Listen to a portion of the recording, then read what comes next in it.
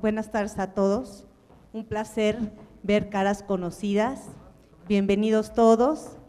Esto de la reforma laboral, bueno, nos da la oportunidad de este tipo de eventos académicos y sobre todo nos honra con la presencia de personajes en esta materia, como el que el día de hoy tengo aquí a mi derecha, el doctor Arturo Martínez y González. Sin más, dejo en uso de la voz al doctor Arturo Martínez y González con el tema negociación colectiva y la reforma constitucional en materia laboral. Muchas gracias. Muchas gracias, magistrada, por la presentación. Antes de iniciar mi charla con ustedes, quiero agradecer en todo lo que vale a la Escuela Judicial del Estado de México, en especial a mi querido amigo, el maestro Luis Gerardo de la Peña, también a la Sociedad Mexicana de Derecho del Trabajo y de la Seguridad Social, Asociación Civil, que preside también mi amigo, el licenciado Tomás Natividad. Quiero agradecer la presencia de todos y cada uno de ustedes que están aquí esta tarde escuchándonos. Muy especialmente quiero agradecer la presencia, porque se queda, de un amigo de muchos años, el señor licenciado maestro en Derecho del Trabajo, muy modesto, don Tereso Medina. También agradecer muchísimo la intervención del licenciado Gustavo Macías, que nos ha dado una cátedra realmente de una síntesis de lo que es la reforma laboral. Y también quiero hacer patente mi agradecimiento a un amigo de mucho tiempo, que es el licenciado Arturo Oropesa, abogado general de la Confederación Revolucionaria de Obreros y Campesinos, CROC, aquí presente. Me da mucho gusto verte y pues sin más preámbulos empezamos con nuestra charla. La voy a abreviar un poco porque creo que estamos un poco colgados de tiempo.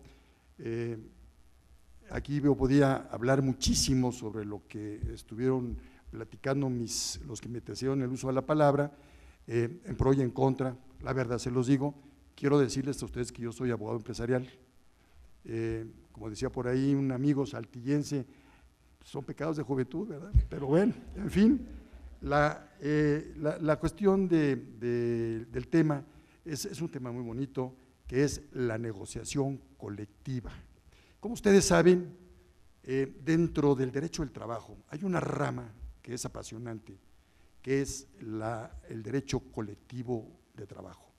Los amorosos del derecho colectivo del trabajo, pues siempre hemos estado muy enfocados a este tema y ver sobre todo las cuestiones de novedades que puede existir.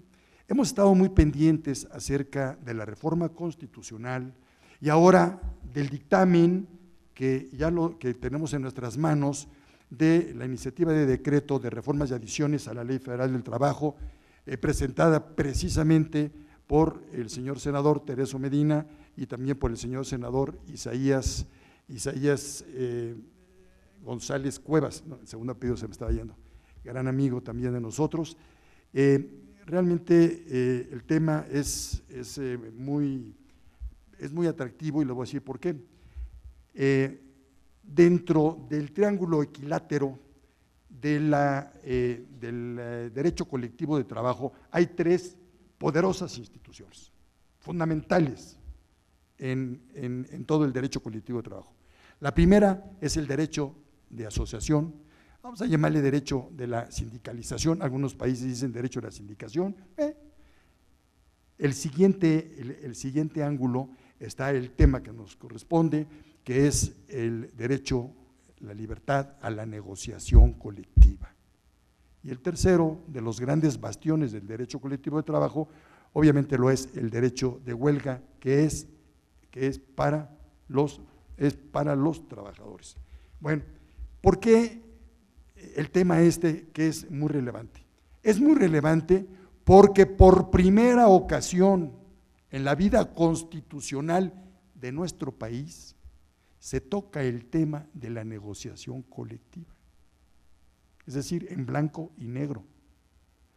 Desde la Constitución del 17 a la fecha, no se había tocado, no se había hablado de la negociación colectiva. Se habla ahora al adicionar la fracción 22 bis del artículo 123 constitucional de esta reforma.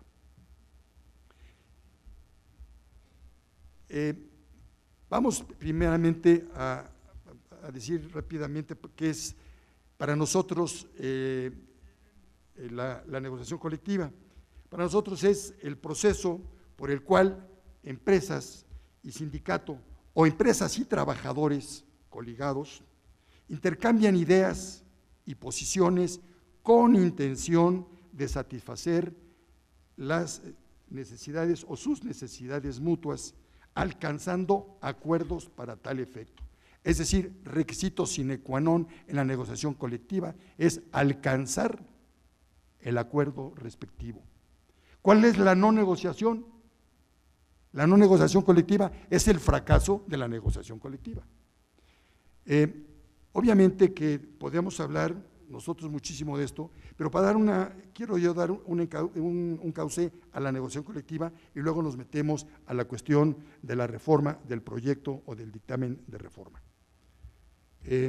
Ahí puedo hablar muchísimo tiempo, puedo estar de acuerdo o no de acuerdo con los que me mencionan la palabra, pero la realidad es que es la reforma más importante que ha sufrido tanto el artículo 123 constitucional, que esa ya es un hecho, ya se publicó en el Diario Oficial del 24 de febrero del 2017, como el proyecto de el dictamen de la iniciativa de la reforma secundaria, de la reforma laboral, que ahorita actualmente se encuentra en el Senado, está en comisiones, ¿sí?, del trabajo y de, se llaman creo que estudios legislativos.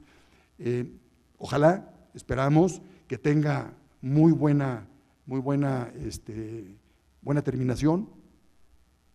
Yo considero que para terminar esta reforma se requiere forzosamente que se instale una sesión extraordinaria en el Congreso de la Unión. Es decir, que existe un periodo extraordinario en donde se discuta definitivamente esta reforma. ¿Por qué? Porque no sabemos qué va a pasar, qué va a venir. No me quiero meter en política, pero obviamente que si esto no sale antes del 1 de septiembre, va a ser muy difícil que salga esta reforma tal y como está. Tiene que salir forzosamente porque es un mandato constitucional. El mandato constitucional establece que tiene que haber una reforma a la ley secundaria del artículo 123 constitucional. Entonces, pues, formulamos votos para que esta reforma tenga salida. Quiero desde ahora felicitar a todos y cada uno de los integrantes que hicieron posible o que han hecho posible este dictamen que se ha presentado, este dictamen de iniciativa de decreto de reformas y adiciones y derogas a la Ley Federal del Trabajo.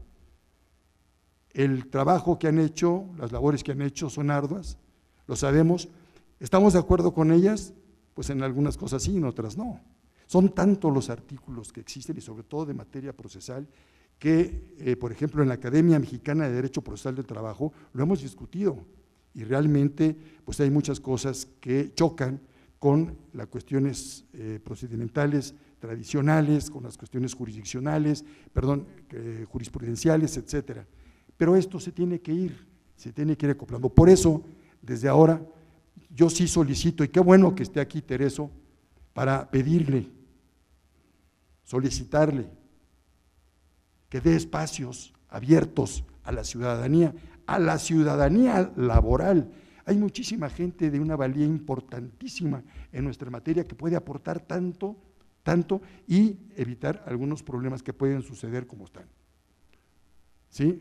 Obviamente nosotros pensábamos en una ley, en una ley sustantiva del derecho del trabajo. Y también nosotros solicitábamos que se hiciera o que se constituyera un Código Federal de Procedimientos Laborales, como en casi todos los países de Latinoamérica, Sin embargo, no fue así. Entonces, pues tenemos que conformarnos con una ley de más de 1,100 y pico de artículos, ¿sí? Como decía también uno de los tratadistas por ahí, y todavía tenemos tiempos transitorios. La realidad es que es un esfuerzo muy grande que se ha hecho, pero yo creo que sí se debe de abrir un espacio a los litigantes serios, a la gente amorosa del derecho procesal del trabajo, del derecho colectivo del trabajo, para que externe sus puntos de vista. No voy a decir más, solamente como un ejemplo, la ley de 1931, se reunieron en la Escuela Nacional Preparatoria cerca de 400 integrantes, comisionados de los sectores, de los diferentes sectores, gobierno, trabajo y capital. La ley de 70, saben ustedes perfectamente, cuyo guía fue el maestro Mario de la Cueva, pues habían más de 250 integrantes, y entre ellos salieron muchos consensos, otras no. Obviamente hay actos de autoridad que hay que ejercer de repente, lo sabemos, pues si no, no salen, pero sin embargo, fueron leyes que salieron consensadas y tuvieron su legitimación. Ojalá que esta también la tenga. Yo los felicito por ese trabajo tan grande, porque se dice fácil el cambiar todo un derecho procesal de hace no sé cuántos años. Tremendo, es un trabajo muy arduo y realmente el esfuerzo vale la pena, creo que va a valer la pena, y nuestra justicia cotidiana va a ser mucho más ágil. Hablaban ya de la cuestión de la conciliación y ya de los tribunales laborales. Cuando ya se llegue a los tribunales laborales, que ojalá sean los menos asuntos, porque sea eficaz la conciliación, que es un periodo prejudicial, se le entregue en bandeja casi en charola de plata al señor juez, para que en un procedimiento ágil y mixto, o sea, la primera parte escrita y la parte preliminar y el estado de juicio, que sea de carácter oral. Siguiendo los tiempos, vamos a tener juicios, sobre todo en donde exista uno de los grandes principios del derecho procesal, que es la inmediación, que es donde esté el señor juez viendo precisamente a las partes, normándose su criterio y resolviendo en tiempo los problemas, los conflictos de carácter laboral. Bueno, pero ¿qué es lo que nosotros podemos decir de la cuestión de la contratación colectiva? Miren, se ha confundido mucho la negociación colectiva con un convenio colectivo, con los contratos colectivos de trabajo. Si ustedes ven las diferentes legislaciones en Latinoamérica, casi todas hablan de convenios colectivos.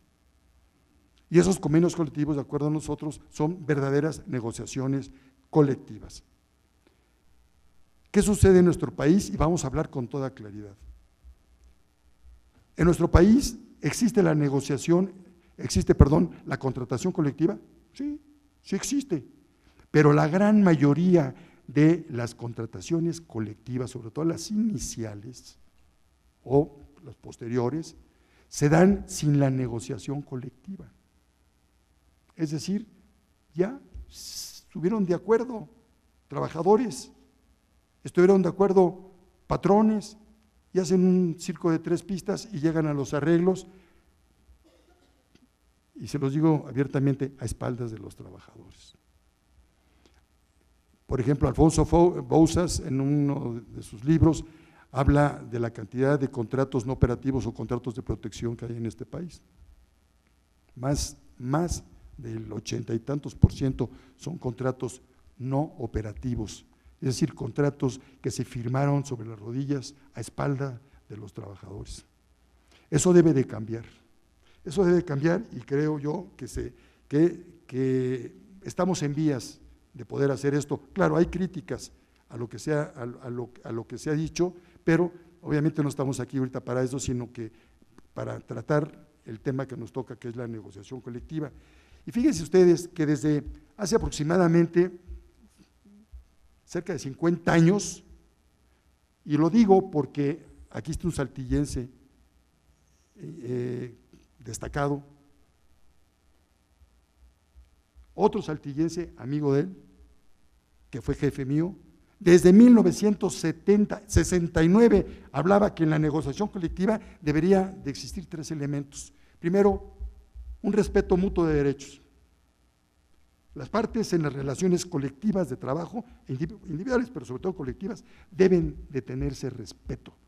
Si se tienen respeto a los derechos que tienen, las relaciones colectivas de trabajo día con día serán más justas. Hablaba también de otro elemento que es muy interesante, que es la comprensión recíproca de necesidades. El patrón tiene que saber cuáles son las necesidades más apremiantes de su gente, y para ello debe tener comunicación con él. En España, por ejemplo, existen los comités de fábrica. En México, en algunas ramas industriales, hemos adoptado por los consejos de integración laboral, en donde se resuelven cotidianamente los problemas, y este consejo de integración es mixto, trabajadores junto con su sindicato, empleadores junto con su representante. Y ahí se dirimen prácticamente todas las diferencias que existen, y cuando se llega a la negociación colectiva, en tratándose de revisión salarial o revisión contractual del pacto profesional de trabajo, pues prácticamente lo que van a ver es: tengo este presupuesto, vamos a distribuirlo. Y no hay conflicto, ¿sí? Aquí en nuestro país los conflictos se generan, en primer lugar, por las raquíticas prestaciones que tenemos. Las normas sustantivas que tenemos son pobres. Es uno de los países en América Latina más pobres en prestaciones. Estoy hablando de prestaciones legales, no extralegales. Son muy pocas, son contadas con la mano. Y son bajas. Nuestra Constitución y nuestra ley laboral establece los mínimos que tiene derecho el hombre que trabaja. Un ejemplo, sería vacaciones. Vacaciones, de acuerdo con la ley, se le otorgan al trabajador cuando cumple 1 año, se le otorgan 6 días laborables. En países como Perú, como Bolivia, como Argentina, como Chile, como Nicaragua, se les da 20 días. Es un ejemplo nada más. Los salarios mínimos que tenemos en la actualidad son verdaderamente desastrosos. No alcanzan, no son unos salarios dignos, no son suficientes para que una familia viva con dignidad. Que se está haciendo un esfuerzo muy grande, y que independientemente del aumento del salario mínimo se está dando una especie de compensación, es cierto, y qué bueno para que el poder adquisitivo de los trabajadores vaya aumentando cada día más. Pero sin embargo, la propia Comisión Nacional de los Salarios Mínimos establece, y no solamente de palabras y verbal, sino en el propio diario oficial de la Federación, de que estos no van a contarse o no se tomarán en cuenta para las revisiones contractuales, para las revisiones de los salarios de las demás empresas. Eso es crítico en un momento dado, pero en fin. Y después también el trabajador debe de saber que tiene que haber una comprensión de las necesidades del patrón, pero cuando no hay esa comunicación, muchas veces no la sabe. No sabe que el patrón tiene problemas de que no le otorgan créditos baratos, que tiene problemas de liquidez, que tiene problemas de aumentos de insumos de sus insumos, que tiene problemas de pago de deuda en moneda extranjera, etcétera, etcétera, etcétera. Y eso no se da más que cuando las partes se juntan, cuando las partes platican, cuando las partes acuerdan, cuando las partes consensan. Y por eso se propone desde hace mucho tiempo los consejos de integración laboral, que han dado muy buen resultado en 2 ramas industriales en donde le hemos implementado: en la industria cementera, en la industria ferrocarrilera sobre todo, ¿sí? Y la verdad es que pues es una cuestión interesante. Estos 2 elementos nos llevan al tercero, que es una coordinación técnica de esfuerzos. Sin la técnica, el trabajo se vuelve improductivo y el capital se vuelve estéril. Entonces, si nosotros vemos estos 3 elementos que se habló hace muchísimo tiempo de ellos, lo llevamos a la práctica, las relaciones colectivas de trabajo serán más justas y la negociación colectiva tendrá cabida en casi todas las pláticas que se tienen entre trabajadores y sus empleadores. Quiero decirles que el contrato colectivo, que la negociación colectiva no es sinónimo de contrato colectivo, ya se los dije, ¿sí? Porque puede haber una negociación, puede haber una contratación colectiva sin una negociación. Sin una negociación están los famosos contratos de protección. ¿Dónde está la negociación? No existe la negociación colectiva. Mas, sin embargo, sí existe el contrato colectivo que ha sido depositado ante las autoridades de carácter laboral. ¿Qué podría decirles para estar obviando un poquito? En la contratación, sin negociación colectiva, convierte a los espacios existentes en diálogos de carácter nada más formales, carentes de importancia. En la negociación colectiva, en la contratación colectiva, sin negociación colectiva, da pauta a que el sindicalismo mexicano cada día esté en franca decadencia. ¿Y por qué está en franca decadencia? Hay muchísimos elementos. Y perdón que yo aquí lo diga delante de un gran dirigente que le tengo mucho respeto, ¿sí? La falta de democracia sindical es un tema que se ha hablado mucho, se ha hablado muchísimo. ¿Cómo vamos nosotros a nombrar a los dirigentes sindicales? ¿Cómo? Pues de acuerdo con nuestra Constitución y de acuerdo con las leyes, pues siguiendo los estatutos. ¿Y qué sucede con los estatutos? Que muchos de ellos hablan de una votación indirecta, hablaban de una votación directa, ahora la cambiaron a indirecta, y ahora, eso fue del 2012, y en la actualidad es siguiendo los lineamientos de los estatutos sindicales. ¿Qué es importante? Sí, es importante. Hace rato me decían, es que hay sindicatos que tienen más de 1 millón de afiliados. Pues sí, es cierto. ¿Y qué? ¿No tienen derecho a ellos a externar su voto? ¿Por qué tienen que nada más exclusivamente votar los comisionados y votar los directivos seccionales? Cada quien tiene su punto de vista. Mi punto de vista es que el voto debe ser universal. Yo como trabajador tengo todo el derecho del mundo a votar para escoger mi dirigente sindical. Así como tengo todo mi derecho para ir a elegir a mis representantes populares el próximo 1 de julio, también hoy tendría el derecho para elegir a mis dirigentes sindicales. Y les pongo un caso que lo viví, ¿sí? Yo tengo 55 años yendo a las juntas de conciliación y me acuerdo muy bien de un dirigente sindical, joven, muy joven, con muchos pantalones en esa época, en donde decía, enarboló la bandera de la no reelección y sacó a un dirigente que tenía 12 años a la cabeza del sindicato. Gana las elecciones con esa bandera de la no reelección y lo primero que hace es modificar los estatutos y pone la reelección. Cerca de 40 años, ¿sí? Al frente. Bueno, así es nuestro sistema. ¿Qué le vamos a hacer? Y se los digo, es el sindicato de telefonistas, pues, para que todo el mundo ya lo está adivinando, todo el mundo lo está adivinando, ¿sí? Obviamente, aunado a eso, está la falta de capacidad negociadora. ¿Cómo vamos a negociar un contrato colectivo de trabajo? ¿O cómo vamos a negociar una revisión salarial cuando el salario mínimo aumenta un 3.7%? Voy a llegar yo como representante empresarial a ofrecer el 0.5% porque me están solicitando el 10%, es una burla. Definitivamente la capacidad negociadora cada día es menos. Afortunadamente en la actualidad los topes salariales han ido desterrándose de las autoridades laborales, anteriormente no era así. Anteriormente se había un tope salarial del 5% y un empresario que quería dar el 10% no se lo permitían. Entonces ya, da el 5%, que es el tope que tenemos, y el otro 5%, disimúlalo, dile que vas a hacer una reclasificación y por ahí lo metes. Entonces, obviamente que uno de los aspectos importantes de la negociación colectiva es la no injerencia externa, Obviamente que la cuestión ahorita vamos a hablar de la cuestión de los centros de capacitación, sobre todo del instituto, veremos desde mi punto de vista, desde mi óptica, cuál sería la cuestión.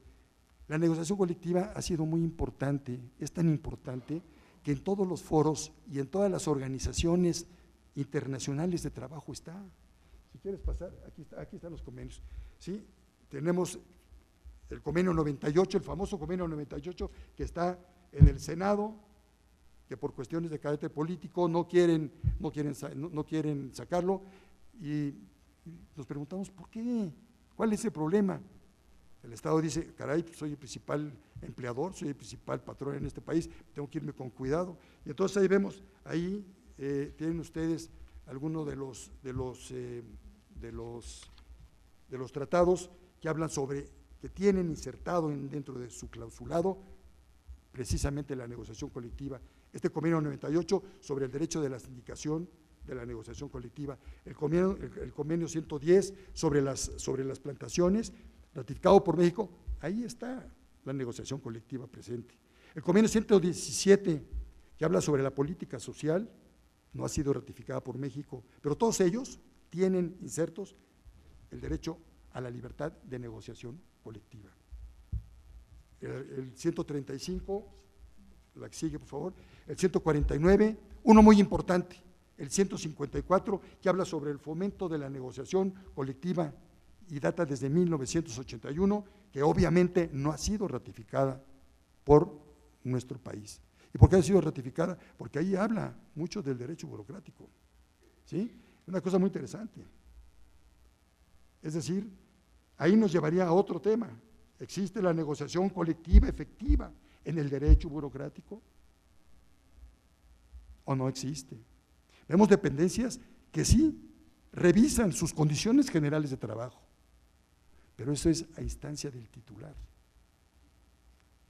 Mejor ya ni me meto porque luego nos metemos ahí a cuestiones muy profundas y la huelga y todo eso, y para qué quieren, aquí no salgo vivo de aquí, pero pues en fin, aquí quería ver una cosa, de los principios de la negociación colectiva, voy a obviar rápidamente. Tenemos el principio de libertad de negociación. Este principio es fundamental, ¿sí? Este principio de libertad es que las partes, empleadores, o sea, patrones, trabajadores, entre ellos, con sus asesores o sin sus asesores, tienen que llegar a los consensos, tienen que verse, tienen que ver cuáles son sus necesidades y sobre todo ver cuáles son las posibilidades reales económicas por parte de los empresarios y cuáles son las realidades propias y económicas por parte de los trabajadores y llegar a un justo equilibrio entre los factores de la posición, sobre todo armonizándolos. Eso es fundamental. Tenemos que la negociación colectiva por regla general deviene en un contrato de paz. Cuando existen verdaderas negociaciones colectivas, las relaciones laborales en las empresas están en paz, no hay problema. No hay problema, y no es por decreto de que no debe existir huelgas. Yo con todo respeto digo que esa bandera enarbolada desde hace algunos años de cero huelgas en materia federal es una burla, porque la huelga es un contrapeso, se lo está diciendo un abogado empresarial, la huelga es un derecho compensatorio, definitivamente equilibrador.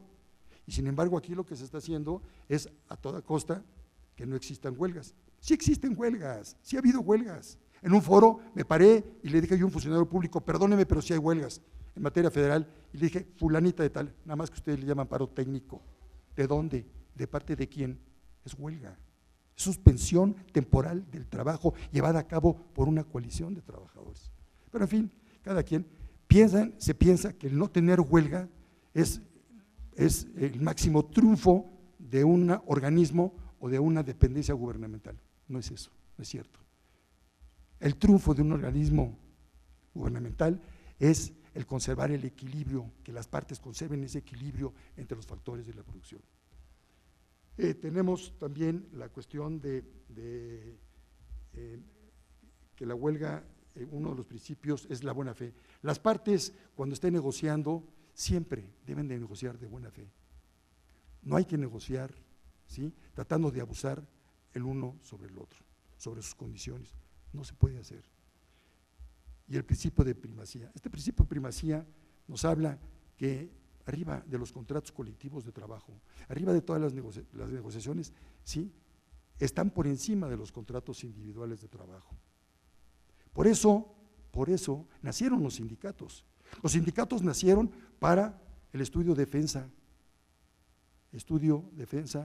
y el estudio de la defensa de los derechos de los trabajadores. ¿Perdón? Gracias. Muy importante. ¿Para qué nace un sindicato? Para darle mayores beneficios, prerrogativas, prestaciones, condiciones laborales al hombre que trabaja. Si no, no tendría caso, no se justificaría su existencia. Por eso, este principio de primacía en la negociación colectiva es fundamental. Claro, pues se podría hablar un poco de la siguiente, por favor, de la flexibilización laboral. No me quiero meter mucho aquí en Honduras porque desde mi punto de vista, y se lo digo yo desde hace muchísimos años, sobre todo en los años 80, se hablaba de la flexibilización laboral como el gran depredador del derecho al trabajo. Era el que trasquilaba los contratos colectivos de trabajo, era el que acababa con las conquistas obreras. Y la propia Corte cayó en esto, Nuestra Corte en 96, en una contradicción de tesis, dice: en una revisión de contrato puedes quitar todas las prestaciones extralegales, puedes quitar todas las conquistas que han hecho durante años tus trabajadores, siempre y cuando conserven los mínimos legales y constitucionales. Existe hasta en la actualidad, es la 46/96, la pueden ustedes analizar. Es impresionante, pero existe. Entonces, ¿cómo se contrarresta la cuestión de esta flexibilización que, si la vemos desde el punto de vista negativo, no es otra cosa más que la desregulación del derecho del trabajo? Es el aniquilamiento de las conquistas de los trabajadores. Esa flexibilización hay que acabar con ella. Pero existe la flexibilización positiva, sí hay, sí existe.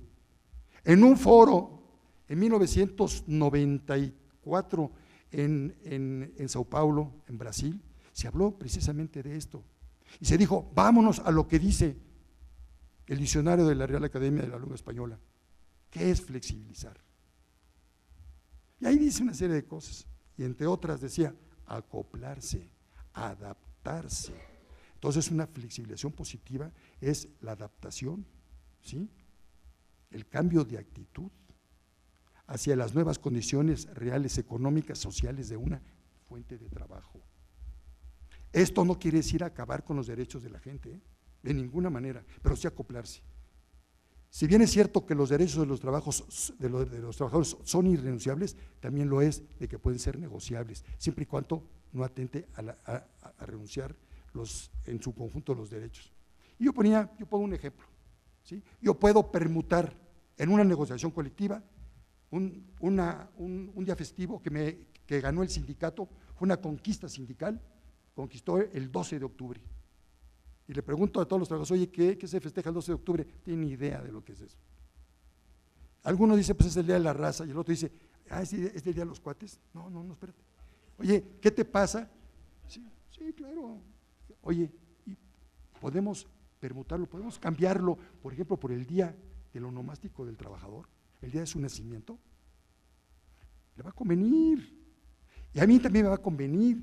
Es una cláusula para mí improductiva, vamos a volverla productiva. Quítamelo del contrato, pero a cambio doy otro día de descanso obligatorio o día festivo, el día del onomástico del trabajador. Y lo vas a poner en una asamblea y vas a salir victoriado. ¿Por qué? Porque pues ese día el trabajador no va a laborar, ese día el trabajador va a ser consentido. Le van a llevar sus chilaquilitos a la cama, le van a hacer fiesta. Claro, al rato llegan los niños de la escuela y pues ya no está tan a gusto, pero la verdad está feliz de la vida. Y como decía mi gran amigo Germán Dehesa, a lo mejor y en la noche hasta te toca, ¿sí? Este es un ejemplo muy burdo de que se pueden negociar los contratos colectivos de trabajo. y no estamos afectando los derechos de la gente. Vamos a quitar cláusulas administrativas que son piedras en el zapato por otro tipo de cláusulas, por otro tipo, se puede hacer muchas cosas. Todo es cuestión de ingenio entre las partes. Todo nos reduce a que las partes estudien, que las partes vean, que se intercambien opiniones, que se intercambien peticiones, que una revisión de contrato también el patrón puede pedir, la cosa es que le otorguen, pero puede pedir, y ahí se va nivelando, ¿sí? Y si realmente hay una conciencia de querer sacar la fuente de trabajo adelante y los derechos de los trabajadores, van a llegar a acuerdos muy interesantes. Pero para esto, la cuestión de los contratos colectivos de trabajo no debe revisarse al momento de su terminación. Un contrato colectivo de trabajo, debe empezar la negociación colectiva al día siguiente en que se firmó el anterior. Es día con día, día con día. Como decía aquí nuestro querido senador, hay que ir a cenar, hay que ir a comer a los comedores y compartir con los trabajadores, hay que estar en tales partes. Eso es una comprensión de necesidades que tiene la gente.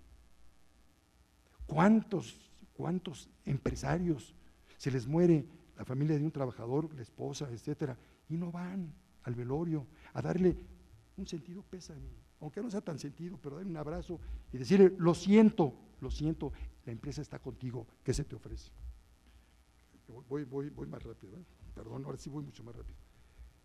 De esto puedo hablar muchísimo, pero la cuestión de la flexibilidad positiva sí existe. Lo que tenemos que atacar es la negativa.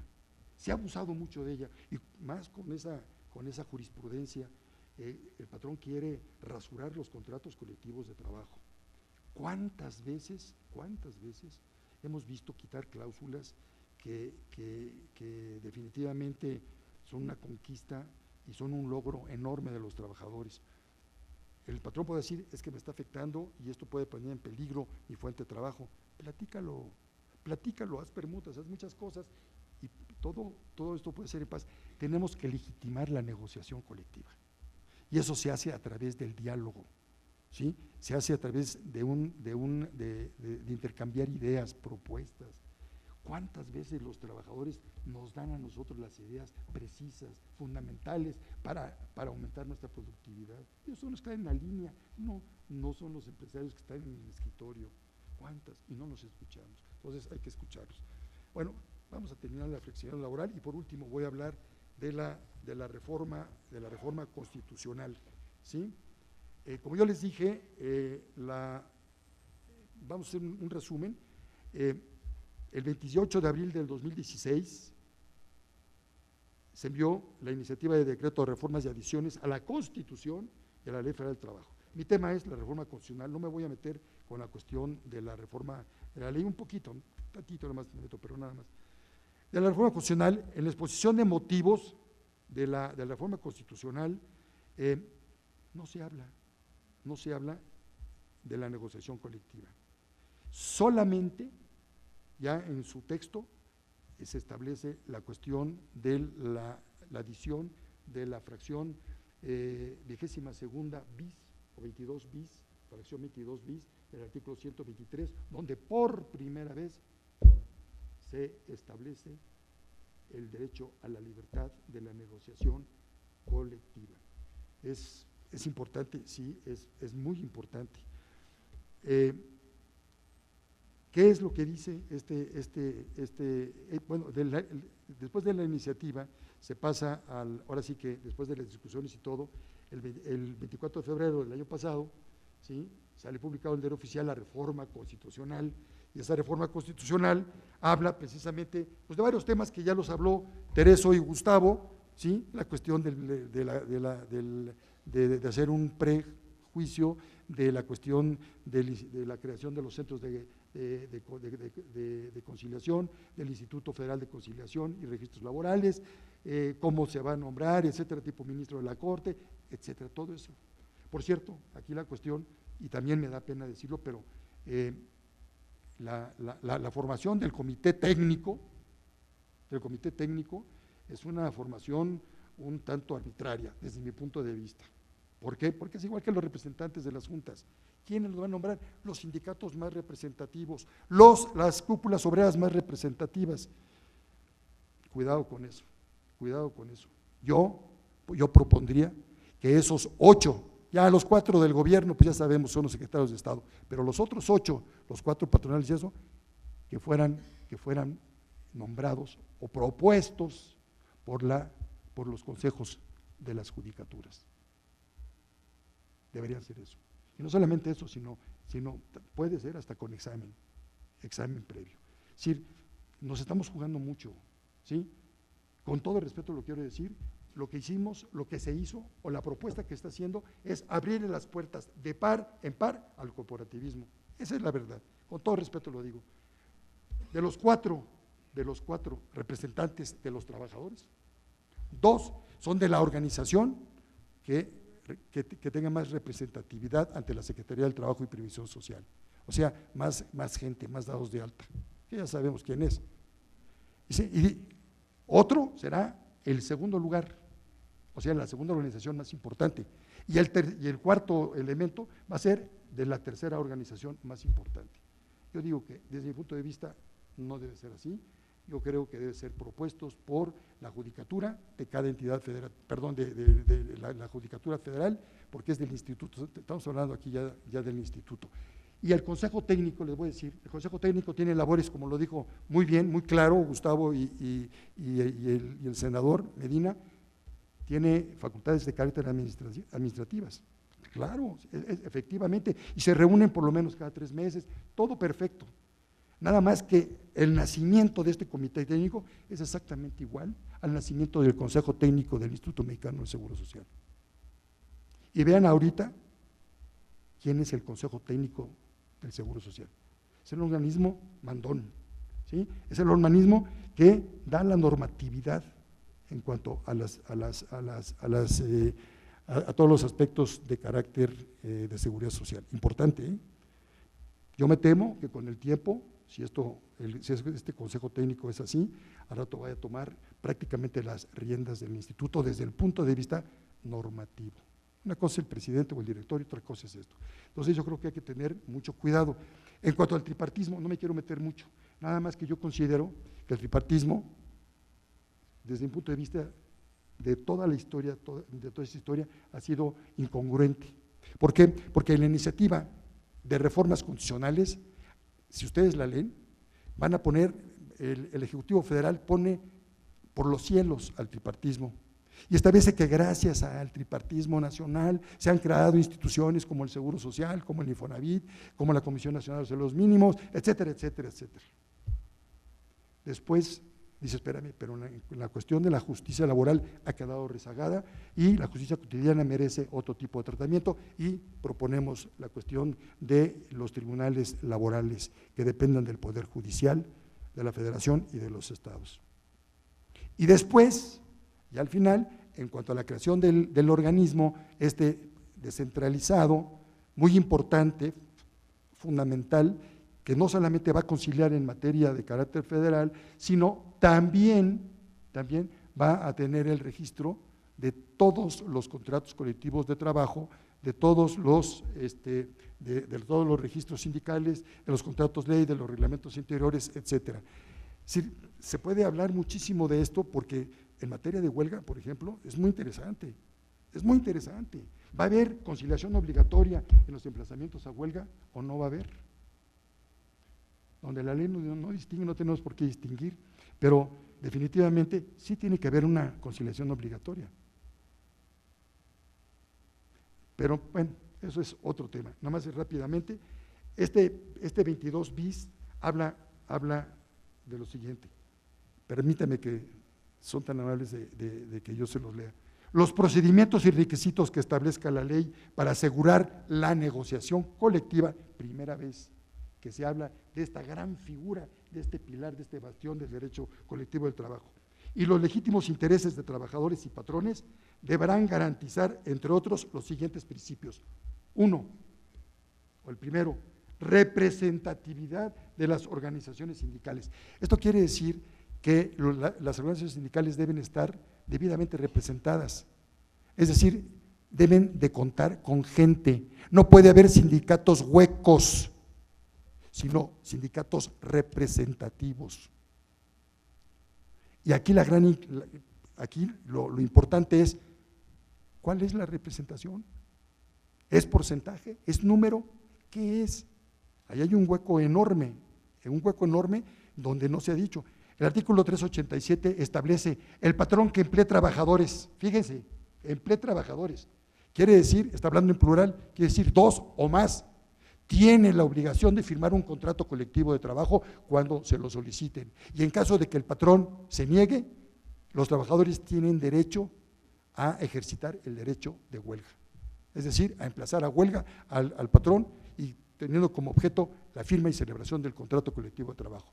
Esto quiere decir que con 2 trabajadores, tal y como está ahorita, con 2 trabajadores, porque el proyecto venía con el 30%, el inicial, ahorita ya se quitó y ahorita no habla más que sean representativos y unas cosas muy interesantes de que pertenezcan a la empresa, de que estén afiliados, que se puedan verificar, hay transparencia y todo. Sí, se está llegando a eso, pero no se dice cuánto, en qué consiste la representatividad, en qué consiste, en qué número de trabajadores, en qué porcentaje, no existe y eso puede ser muy peligroso, porque entonces, ¿qué va a suceder? Que van a proliferar los contratos de protección. Eso es una cosa, yo considero que eso puede ser y esto no quiere decir. Y el segundo aspecto es la certeza jurídica, que no es otra cosa más que el conocimiento seguro que se tiene de algo, ¿sí? De que el que esté emplazando a huelga, ¿sí? Por firma de contrato colectivo de trabajo, es un sindicato debidamente registrado, ¿sí? Que ha depositado ¿cómo se llama? El contrato colectivo de trabajo, que lo ha firmado, etcétera. Después de esto, el 7 de diciembre del año pasado, los 2 senadores, Tereso Medina e Isaías González Cuevas, enviaron el proyecto de dictamen de las Comisiones Unidas de Trabajo y Previsión Social y Estudios Legislativos, donde analizan también las iniciativas del PAN y las iniciativas del PRD, porque hay 3 iniciativas, y de eso saquen ellos un dictamen, ¿sí? Y en cuanto a la cuestión de la negociación colectiva, no se habla de negociación colectiva, desafortunadamente en esto, ni una sola letra sobre negociación colectiva, siendo esta tan importante. Por eso digo que yo creo que es bueno escuchar a la academia, escuchar a muchas.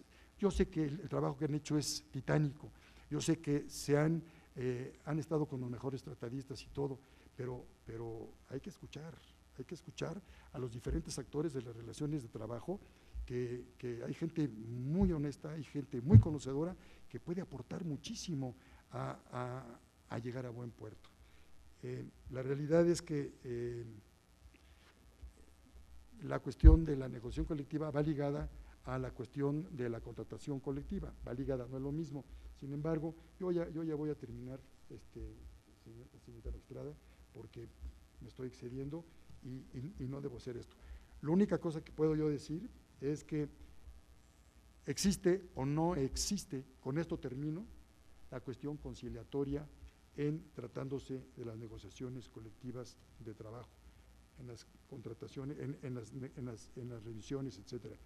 2 artículos, 686, dice, esto es general, antes de acudir a los tribunales laborales, los trabajadores y patrones deberán asistir a la instancia obligatoria de conciliación ante el organismo facultado.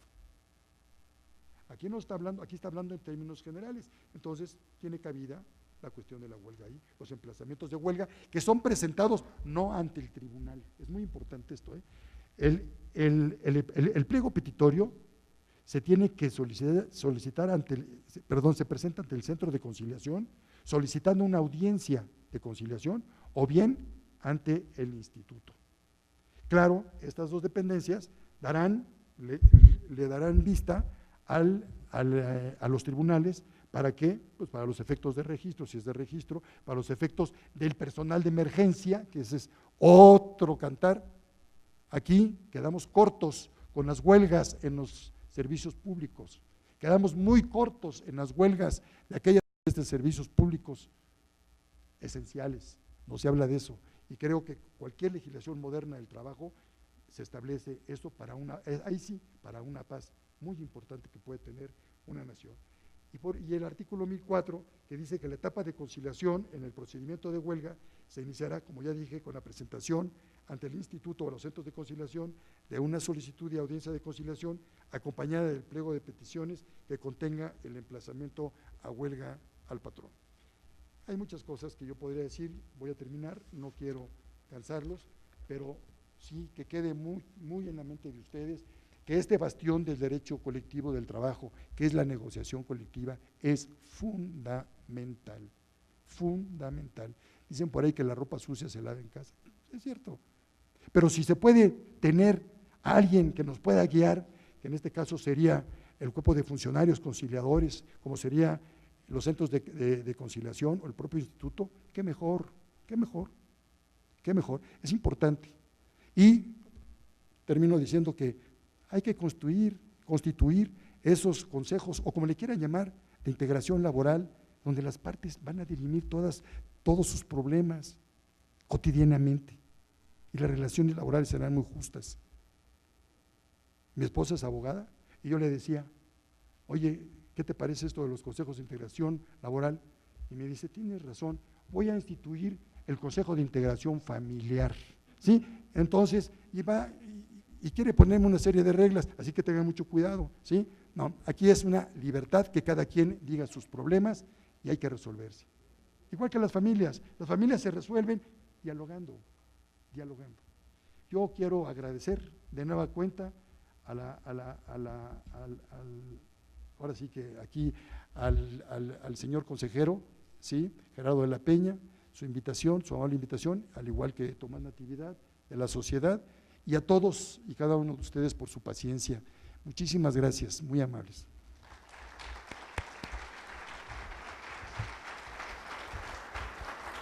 Bien, muchas gracias, doctor.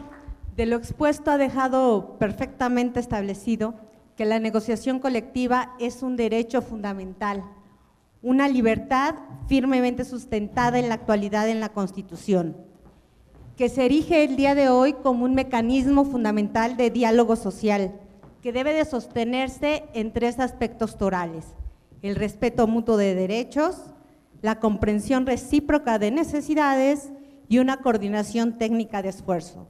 Y todo esto debe de transminarse a través de principios como el de buena fe, el de primacía, el de libertad de negociación, que el objetivo primordial de la negociación colectiva es lograr que en México existan relaciones de trabajo más justas.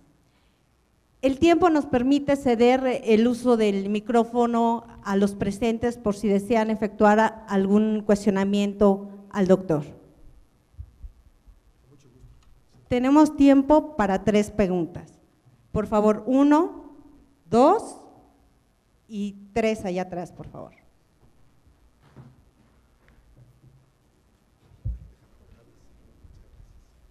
Muy buenas noches a todos. Doctor Arturo, muchas gracias por su participación. Perdón. ¿Cuál es tu nombre? José Manuel González. José Manuel González. En aras de que usted es un abogado empresarial, me gustaría saber su opinión y en ese aspecto también sería mi pregunta. Con la creación de los tribunales laborales,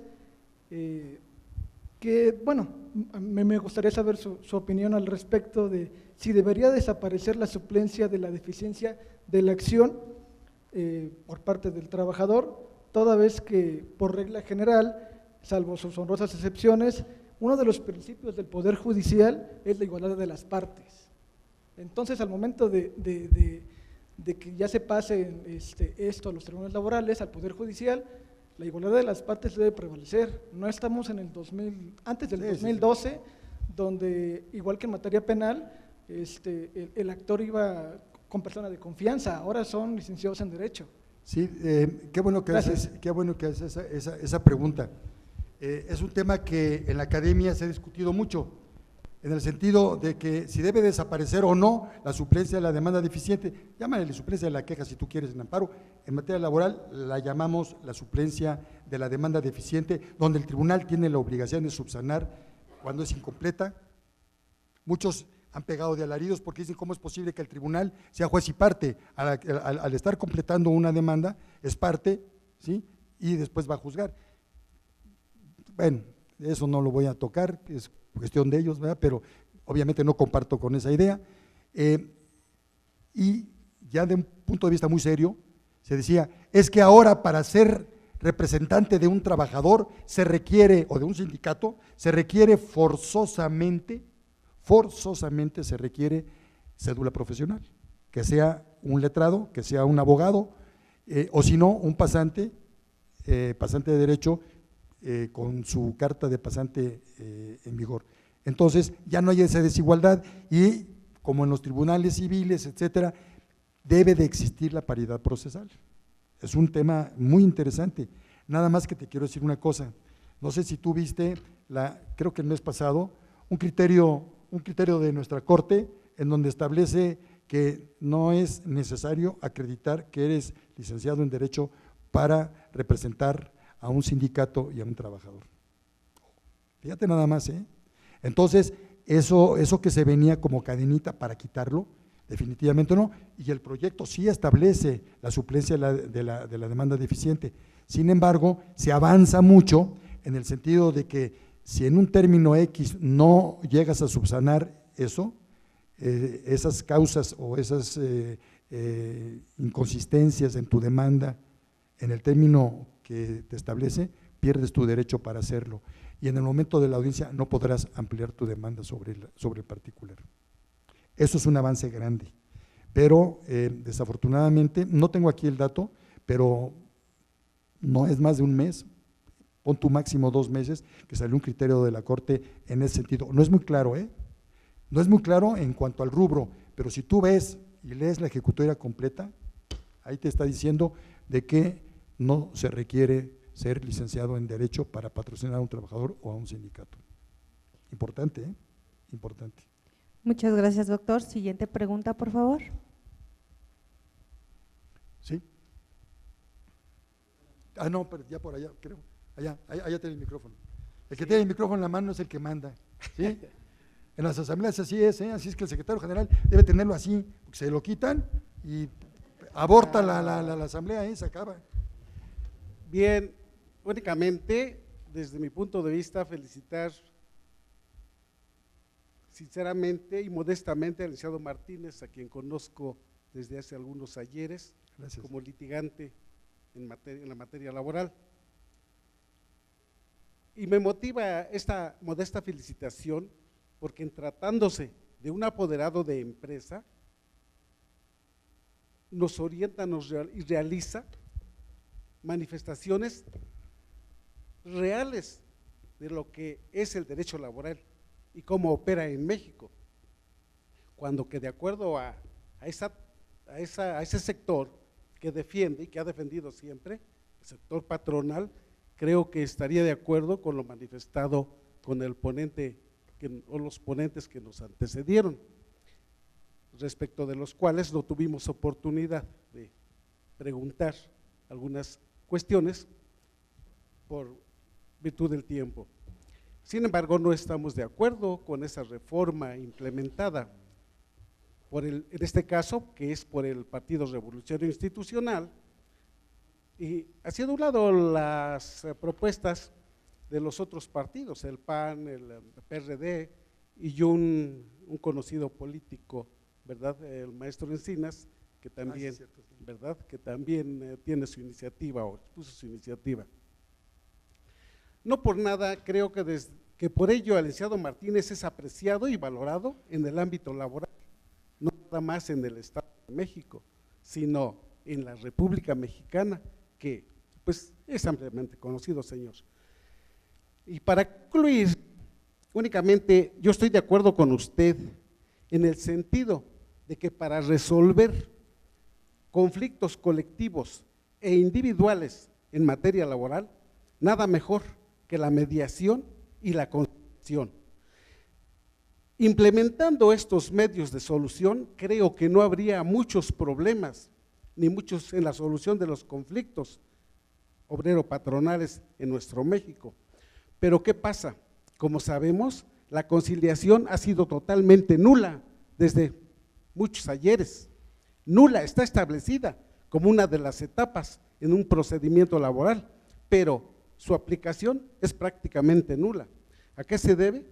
Pues hay factores, ¿no?, de sobra conocidos, por los cuales pues no se le dio la importancia que en este caso se le está dando. Le agradeceré la brevedad de su cuestionamiento, por favor, sí, por razones gracias. de tiempo. Y únicamente, pues reiterar que efectivamente con la negociación colectiva y la conciliación se resolverían muchísimos problemas laborales que abatirían ese rezago que tienen las juntas federales y locales de conciliación y arbitraje. Es todo, habría que platicar más con vos, claro, pero bueno, agradecemos su atinadísima exposición. Estoy a tus órdenes cuando quieras platicar, me encantan las charlas de café y sobre todo aprender de ustedes, de nosotros, bueno, de nosotros no, pero digo de ustedes, muy importante. No te veo muy bien, pero ¿cuál es tu nombre? Ah, hasta contrarios hemos ido. Muy bien. Tengo el gusto de conocerte y ahorita va la respuesta. En primer lugar, gracias por tus palabras. En segundo lugar, mira, yo creo que de los que estamos aquí, no hay una persona quien no tosa con el pulmón izquierdo. Vamos a dar con toda franqueza, ¿sí? Siempre estamos con las causas, aunque seamos patronales y que mueran los trabajadores, no, siempre estamos con el débil, hasta en el fútbol estamos con los débiles, ¿sí? Y creo que cada uno en algún rato tosemos con nuestro pulmón izquierdo.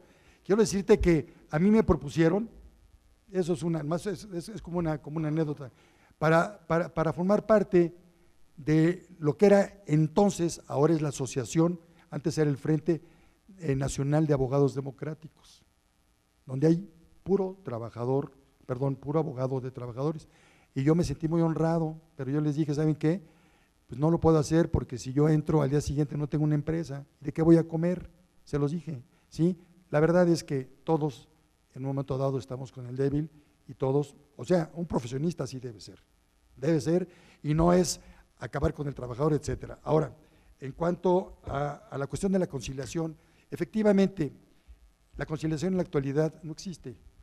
Una señorita escribiente está diciendo, ¿hay conciliación o no hay conciliación? Vámonos y ya se acabó. O nos citan para una conciliación, no hay arreglo y se acabó.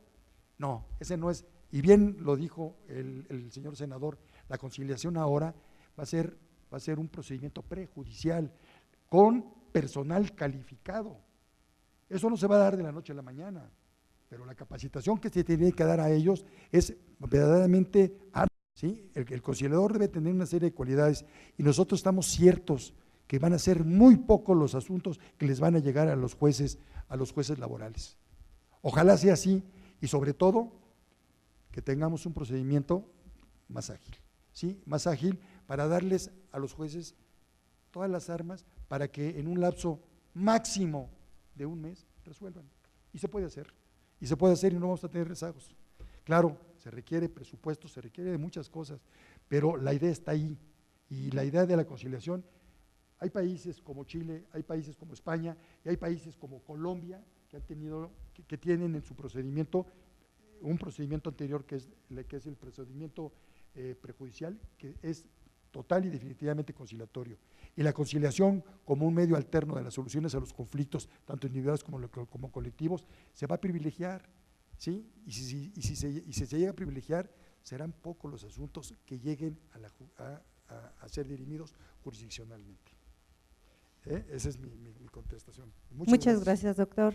La última pregunta, por favor. Gracias, buenas noches. Agradecer al doctor por su participación. Acá arriba. Nombre. Brevemente, mi nombre es Mario Alberto Martínez y mi pregunta va encaminada en cuanto a la negociación colectiva. ¿Qué rol ha jugado, qué rol juega a partir de 2012 a la fecha y qué rol va a jugar la negociación colectiva en materia de subcontratación o llamada outsourcing? Muy buena pregunta y difícil de contestar, pero trataré de dar mi punto de vista sobre el particular. Mario Alberto, muchas gracias. La negociación colectiva no se tocó en las reformas, adiciones y derogas del 2012. Entonces, del 2012 a la fecha ha seguido desafortunadamente igual. Es decir, hay simulación en la mayoría de los casos de negociaciones colectivas. Y los trabajadores, como dicen vulgarmente, perdón que se los diga, se la tragan de todas. No es así. ¿Estamos ciertos? Claro, hay honrosísimas excepciones, pero muchas.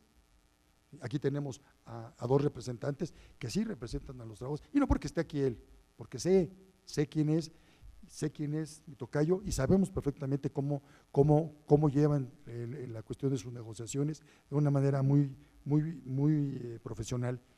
Siguiendo con tu pregunta en cuanto a la subcontratación, pues aquí es un tema muy escabroso y es un tema muy fuerte. La subcontratación, vamos a llamarle tercerización, outsourcing, como quieras llamarle, es un fenómeno que se da, punto.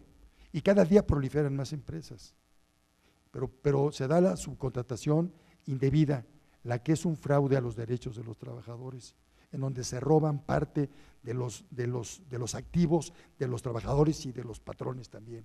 Ese tipo de empresas hay que terminarlas, las empresas huecas, las empresas que tienen ese tipo de subcontrataciones, hay que eliminarlas. En cuanto a la cuestión de carácter de la negociación colectiva, prácticamente no se da.